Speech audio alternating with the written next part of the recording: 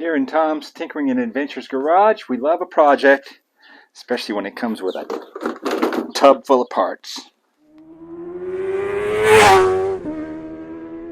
This is pretty much the worst video ever made. Napoleon, like anyone can even know that. Hello my friends, and welcome to Tom's Tinkering and Adventures. Today we're going to be working on this Yamaha, I think this is a Warrior 350? I don't even really know. It's a friend of a friend of mine dropped it off and asked if I could get it running and get it back together. I don't really know a whole heck of a lot about it. I don't even know if we have all the parts. So, that being said, let's dig into it and see what we have. First thing we're going to do is take apart this carburetor. In the box I found what looks like a cheap aftermarket rebuild kit and lots and lots of bolts, who knows. But we'll get this apart, we'll make sure everything is clean, we'll put in some new items here as required, and we'll get the carburetor on there. My friend who dropped it off said that it was blowing fuses every time they turned the ignition on, so I already found this blown fuse. Fortunately, I still have a whole bunch of these old glass fuses around. I don't know what size is supposed to go in there, but the one that he had in here is pretty small, so I'm guessing that's probably why it was blowing. But we'll look that up, and hopefully that will stay together. It's not the worst carburetor that we've seen here, but it's not great either. So we'll disassemble it. Don't forget, way down inside of there somewhere is our pilot jet. Get that cleaned out. Take it all apart as far as you can. If you have an ultrasonic cleaner like I do, that's always good, but you can just clean it with a toothbrush and some carburetor cleaner, which I might do. Like I said, this one doesn't look terrible. Doesn't look great. Got some deposits, but overall, this one's really not terrible. Nothing earth-shattering here. Installed the carburetor. Installed the air box. I threw the back fender on just so the battery had a place to sit. This isn't the right battery. Put the fuel tank on. Put a piece of fuel hose because it was like some piece of garden hose looking thing here. And we have fuel going in here. So let's see what happens.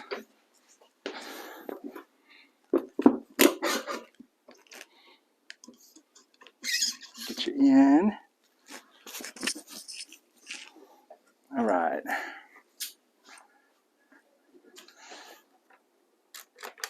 Power's on. I don't have a neutral light, but I know it's in neutral. Let's put the choke on. There we go.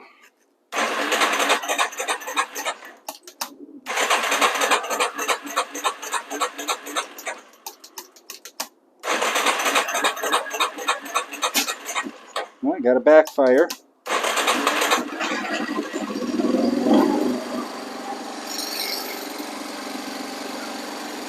That's not too bad.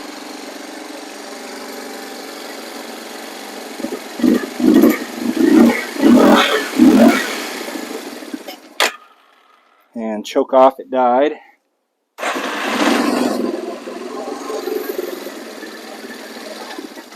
Oh, that's actually choke off right now. Okay, here we go. I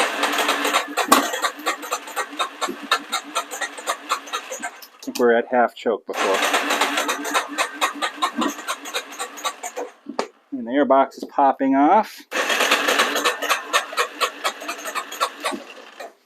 We're close. Let me go half choke again.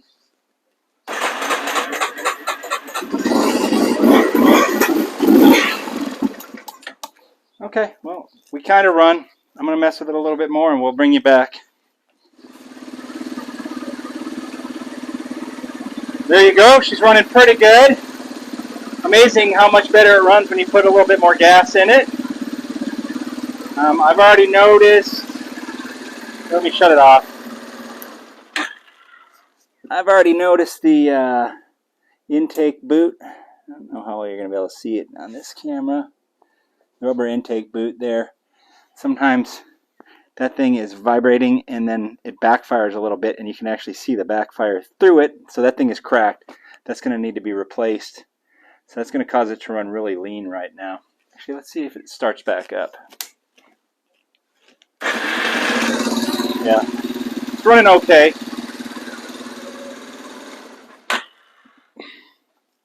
So it's not terrible. I think what I can do is probably bolt this back fender back down so that's in one piece. And for now, I could probably just put some RTV silicone shoe goo, whatever, around that intake boot. Did I say boot? I'm not Canadian. I could probably do that and it would suffice, but one's going to have to be ordered. So I am going to shut the camera off, do a little bit more messing around on this thing, but we got it running pretty decent right now. All right, after running this thing a little bit more, it started puking a whole bunch of oil out of here, but the oil was really thin and it smelled like gas. So I checked the float on here, which I thought I had adjusted correctly, but I must not have. So I had to drop the bowl, adjust the float. I just drained out the oil, which was about half gasoline and half oil. So we're going to put some fresh oil in here. We might as well put a new filter in, and we'll fire it up again. I also wrapped some electrical tape around this manifold for now. We'll get one on order. Well, it seems to be working a lot better now.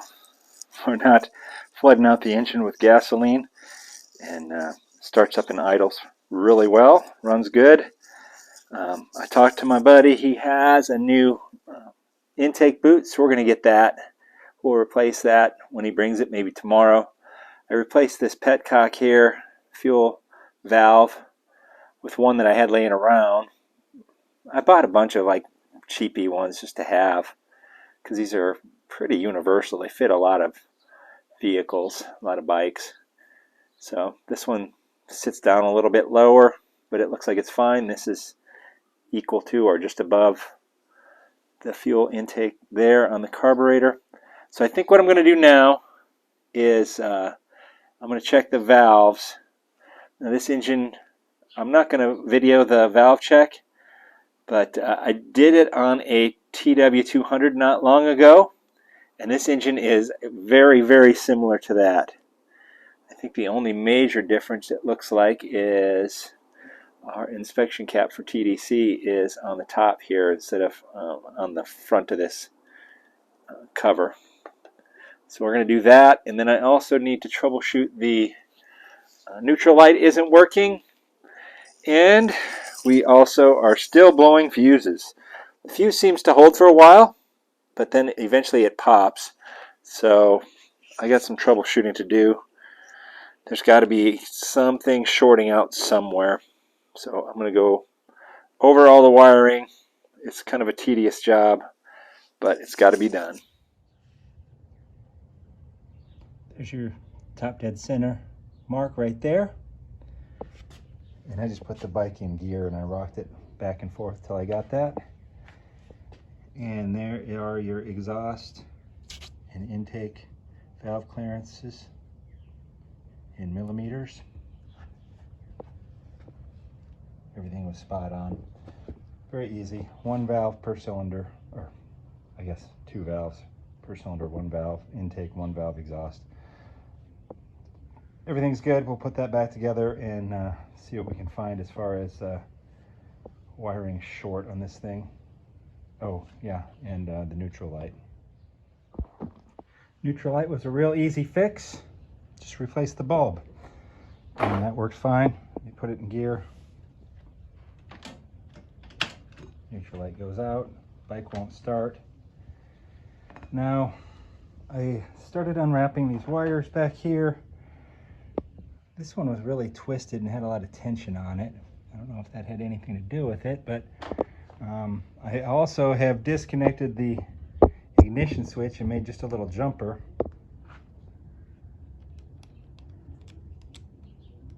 Well, here we go. Now I haven't got anything. Well, let's check.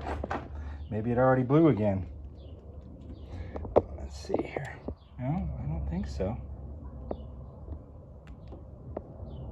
Looks fine. I don't know why we're not starting. I just started it a minute ago. All right, I'll do some more troubleshooting. So I kind of disobeyed one of my first rules, which is never try to disconnect too many things at once.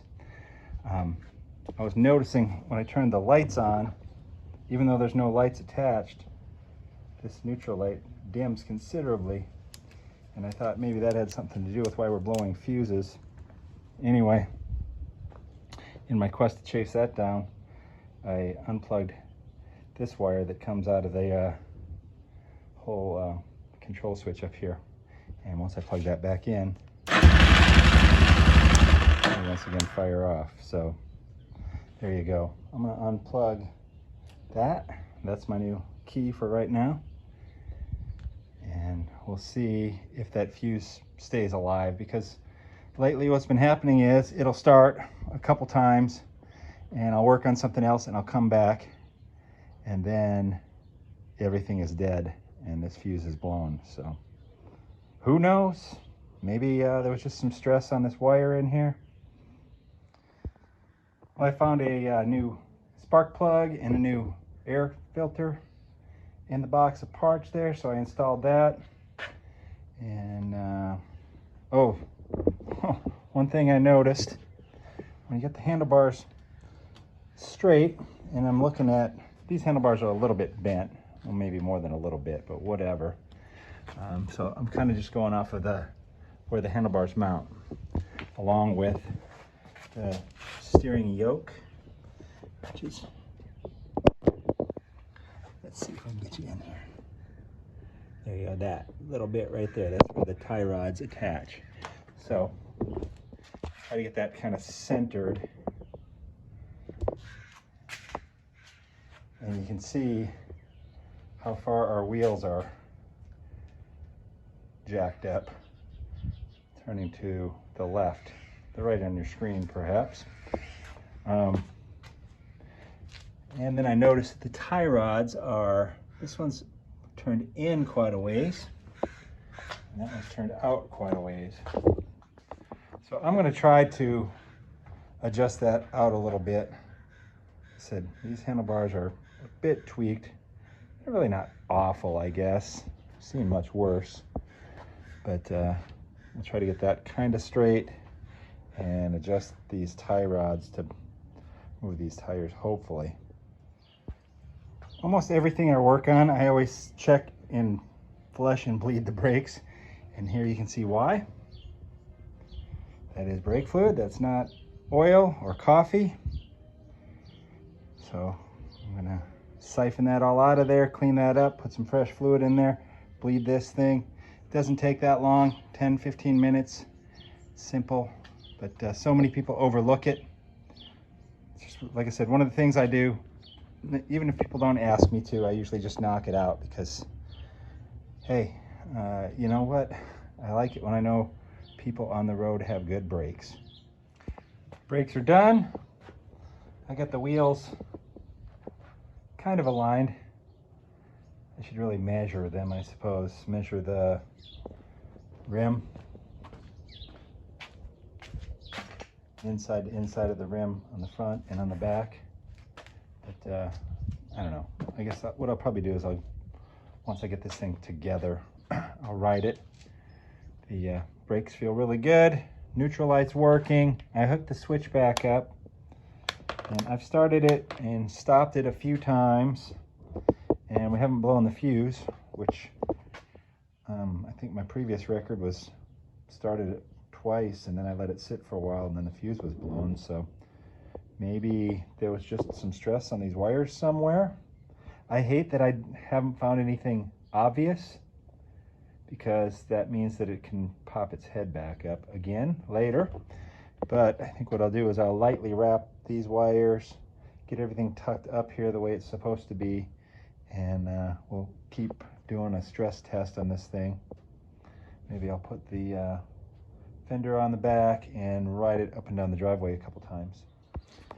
Well, I put the seat on and the back fender, rode it around a little bit. The quad works okay. The steering is still not quite set up right, but I think these bars are bent. But I started to notice a little bit of smoke, or smelled it, and there we have some sort of an issue with our lighting circuit. I don't know where our problem lies, but that probably is why when you turn the lights on, that goes dim so quickly. And I was over here troubleshooting, and I was getting only like 7 volts here, so obviously we have something grounding out somewhere. I don't know if it's in the housing here or where it's at, but that's likely our issue. So I'm going to start taking things apart and see what I can find. I went ahead and patched in some new wires here after I cleaned this mess up. I unpinned this blue wire, and then after looking online, I found the I found the wiring diagram. That blue wire is for the tail light. So I grabbed my trusty multimeter here. This should be open. There's no tail light installed, but it was grounding out. So I left it unpinned, powered up this whole thing here. Actually, let's see if I can show you. Oh, battery's disconnected. Powered it up. We got the neutral light. Turned the headlight on. I connected this headlight. Boom, lighted up, no problem. So then, since that goes to the tail light, I followed all the way back here, and someone along the line has plugged the tail light lead into the tail light ground. So that circuit was just grounding itself out, and that's probably our whole issue with our fuse problem. So I'm going to unplug that. Maybe I'll even find a tail light laying around here somewhere.